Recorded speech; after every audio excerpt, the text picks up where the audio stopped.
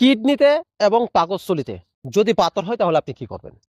মনে করেন আপনার তো হয় নাই, যে কোনো মুহূর্তে হইতে পারে, অথবা আপনার পরিবারে যে কারো হইতে পারে, তো আপনার বাড়ির আশপাশে যে কারো হইতে পারে। কিডনিতে এবং পাকস্থলীতে যদি পাথর হয়, তাহলে আমি একটা গাছ দেখাই, এটাকে বলা হয় আপনার জার্মানি লতা গাছ। এটার নাম হচ্ছে জার্মানি লতা গাছ। এই গাছ দিয়ে আপনার পাকস্থলীর যে পাথর এবং কিডনির যে পাথর এটা আপনি ভালো করতে পারবেন। আমাদের অত্র এলাকাতে বলা হয় এটাকে জার্মানি লতা। তা আপনাদের অত্র এলাকাতে এটাকে কি নামে ডাকা হয় সেটা অবশ্যই আমি জানি না। তবে আপনার কাছে ছোট্ট একটা রিকোয়েস্ট থাকবে, অবশ্যই কমেন্টে লিখে দিবেন আপনাদের অত্র এলাকাতে এটাকে কি নামে ডাকা হয় এই গাছটাকে। তাহলে অন্যান্য এলাকার লোকেরা সহজে চিনতে পারবে, এই গাছটাকে সহজে চিনতে পারবে, এবং তাদের যে সমস্যাটা এটা সহজে তারা সলভ করতে পারবে। তো এই জার্মানি লতাটা যদি আপনি কিভাবে কেলে পরে আপনার পাকস্থলীর পাথর এবং কিডনিতে যে পাথর হয় এটা চলে যাবে।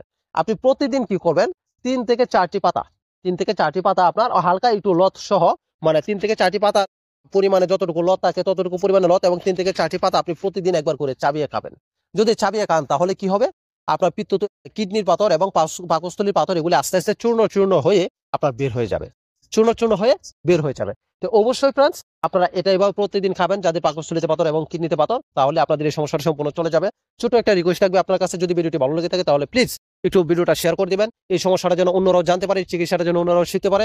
এবং এই ধরনের নিত্য নতুন ভিডিও পেতে অবশ্যই পেজটি ফলো দিয়ে রাখবেন, এবং ইউটিউব থেকে যারা দেখছেন অবশ্যই চ্যানেলটি সাবস্ক্রাইব করে রাখবেন।